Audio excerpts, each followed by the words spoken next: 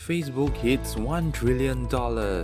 If you don't know how big is $1 trillion, it is $1 million.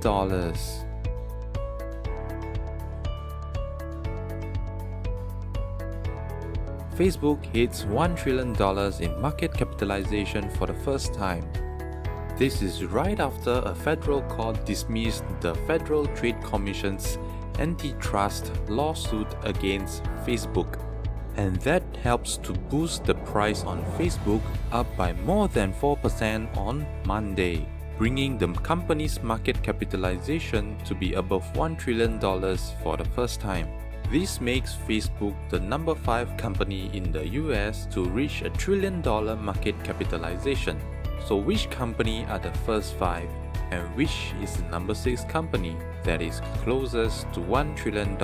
So what is this lawsuit that is happening? Let's find out. Follow my channel for more sharing such as this and comment below on what other topics that you would like to hear about. In September 2020, Facebook was sued by the Federal Trade Commission or the FTC and 46 states of America for buying up companies to reduce competition. This is what they call an antitrust lawsuit. So who sued Facebook? The US government, who has the authority and the power to make sure that there is no monopoly in any sector or industry. This is so that people will be able to benefit from the constant innovation and prevent an increase in price without cost.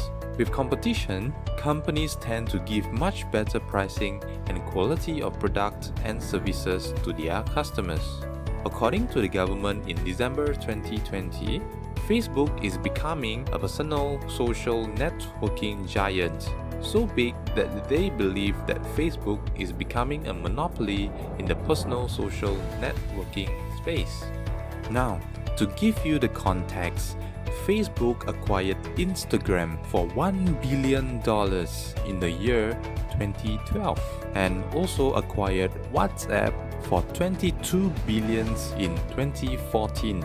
Most of our mobile phones will have at least one of these applications in your phone, right? It is usually because most people are also using these apps. Not only that, Facebook has been buying up the smaller startups in the social commerce space. Facebook has acquired Customer, which is focusing on customer service tools and chatbots. Facebook also bought Snap2 in 2011, a developer app, Beluga in 2011, a messaging app, and forms the current Facebook Messenger, Face.com, a facial recognition company, and Onavo, a mobile analytics company in 2013, and the list goes on.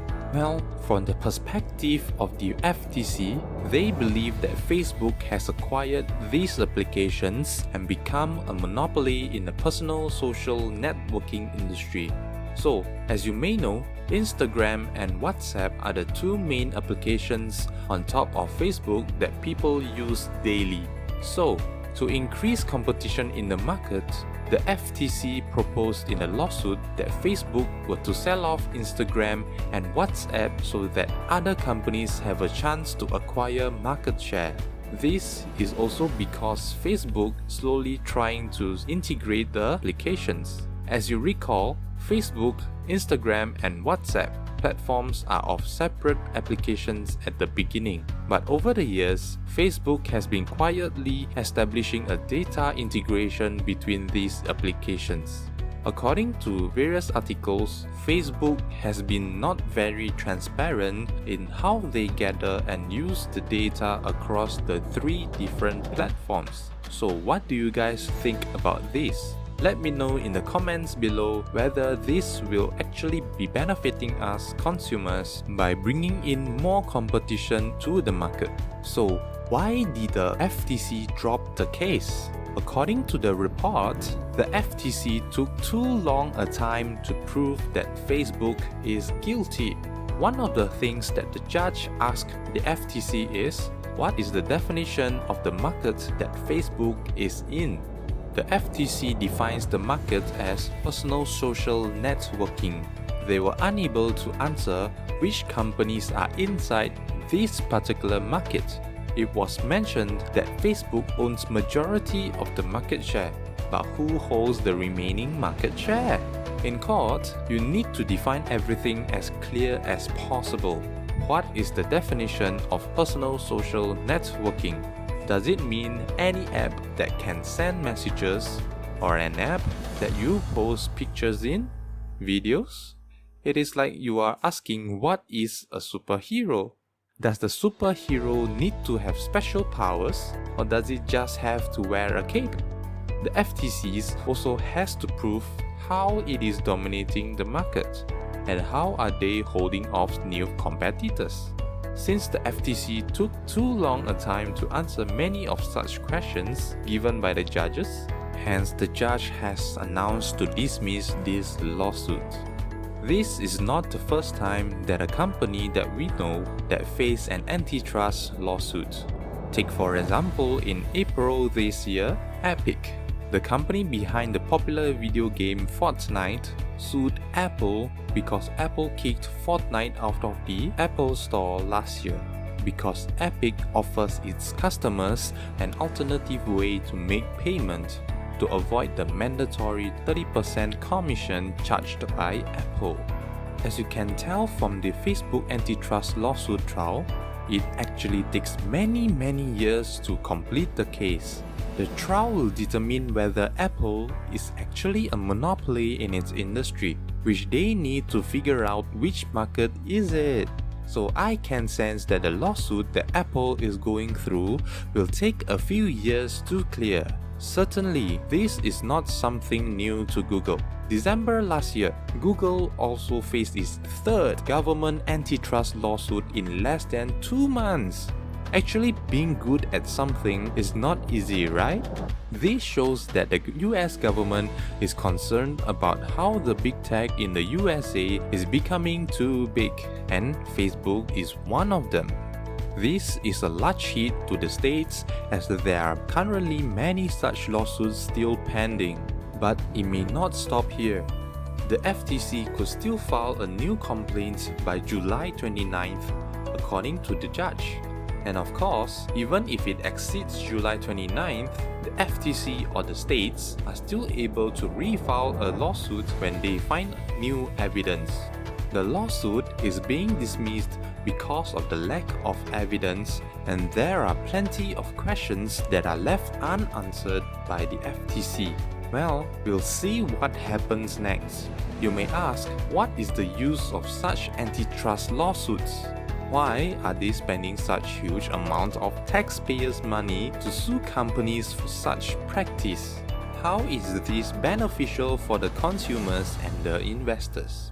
The antitrust laws are mainly enforced to protect the consumers.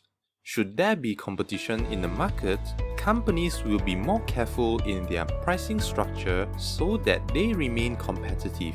This means that the consumers will be able to get their products and services at a competitive price. Companies will also constantly innovate to make sure that they can outperform their competitors.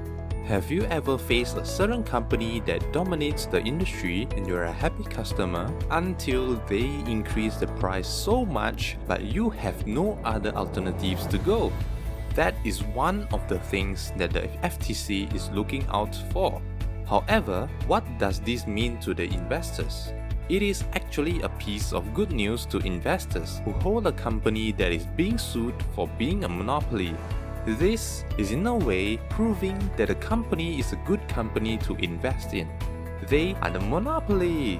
They are the best in the industry. Let us go back to Facebook. What if Facebook loses the legal case in the future? What does it mean for the investors?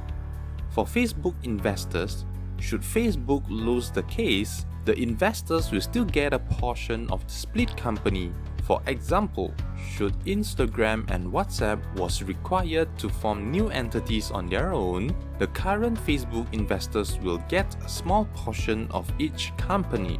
Even so, The share price of Facebook has been beaten down for many months since the case. Since the lawsuit didn't go through this time, the investors are excited, and that is helping the price to move up more than 4% in a day. With that increase in pricing, Facebook actually reached $1 trillion in market capitalization for the first time in its history.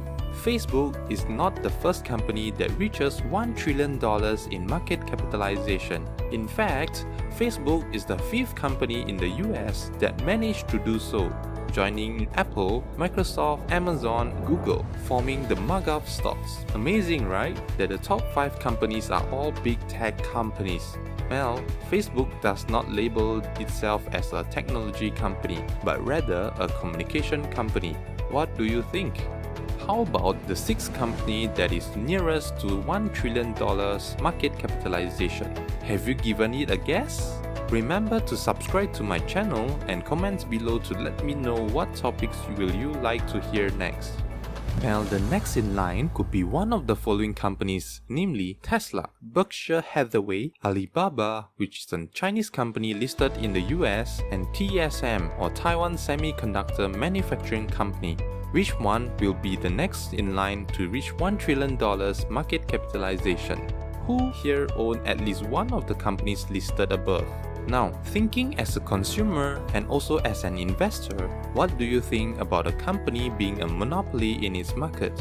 Would you prefer that a company being competitive so that they can bring the prices down and bringing quality products to you, or a company that can bring up the profit margin because they are the monopoly?